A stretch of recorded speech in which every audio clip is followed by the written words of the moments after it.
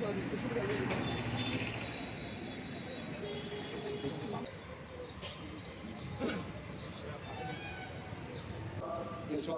অনুষ্ঠানে আমরা মিলিত হয়েছি। নির্মল দাস পুষ্পার্ঘ অর্পণ করবেন।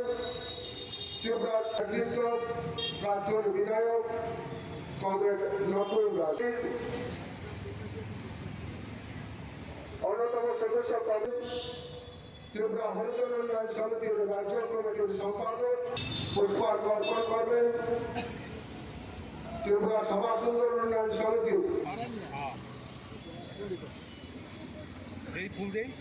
সংবিধান প্রণেতা ভারতরত্ন ডক্টর বি.আর. আম্বেদকরের 136তম জন্মদিবস আমরা আমাদের সংগঠন ত্রিপুরা তফসিলি জাতি সমন্বয় সমিতির রাজ্য কমিটির তরফ থেকে এখানে উদযাপন করছি।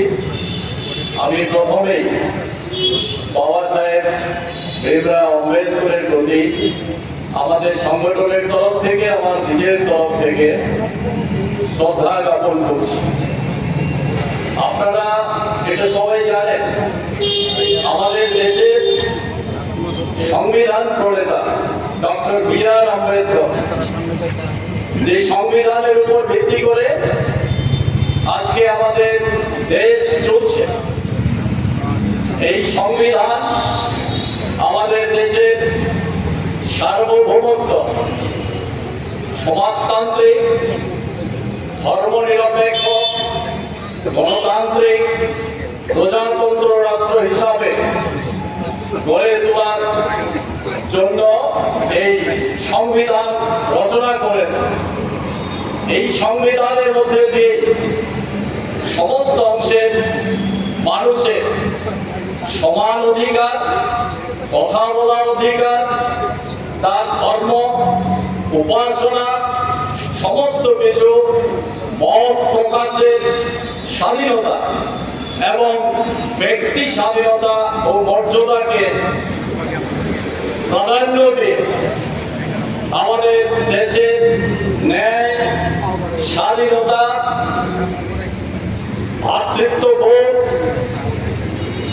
এবং সাম্যের উপর ভিত্তি করে এই সংবিধান শুধুমাত্র একটা আইন না, এটা একটা দলিল।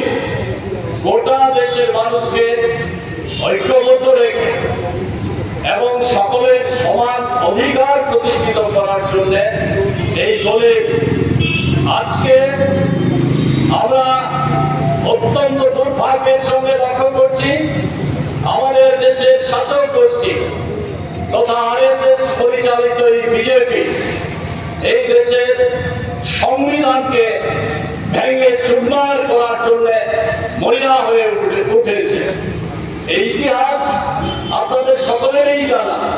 যখন আমাদের দেশের এই সংবিধান তৈরি হয়, সেই সময়ে তীব্র বিরোধিতা করেছিল আরএসএস যে আমরা ডক্টর বি.আর. আম্বেদকরের রচিত এই সংবিধান আমরা মানি না। এই 1949 সালের 26শে নভেম্বর এই সংবিধান পরিষদ গ্রহণ করে সেই সময়ে তীব্রভাবে বিরোধিতা করেছিল আরএসএস যে আমরা এই সংবিধান মানি না। আমরা চাই এদেশের সংবিধান হোক মনুস্মৃতির অনুরূপ।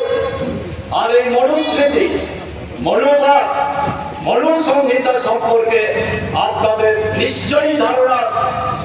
এই মনুস্মৃতির মূল ভিত্তি হচ্ছে, মূল বক্তব্য হচ্ছে বর্ণবাদ, চতুর্বর্ণে বিভক্ত। আর এই চতুর্বর্ণের মধ্যে সবচেয়ে নিম্ন স্তরে রাখা হয়েছে শূদ্রদের, যাদের আজকে তফসিলি জাতি, তফসিলি উপজাতি, ওবিসি, পিছিয়ে পড়া সম্প্রদায়ের লোক, তারাই হচ্ছে শূদ্র। এই শূদ্রদের শুধু সামাজিকভাবে, বর্ণগতভাবে নির্যাতন না, তার সমস্ত শিক্ষা এবং সম্পদ থেকে বঞ্চিত করা হয়েছে এই মনুস্মৃতিতে।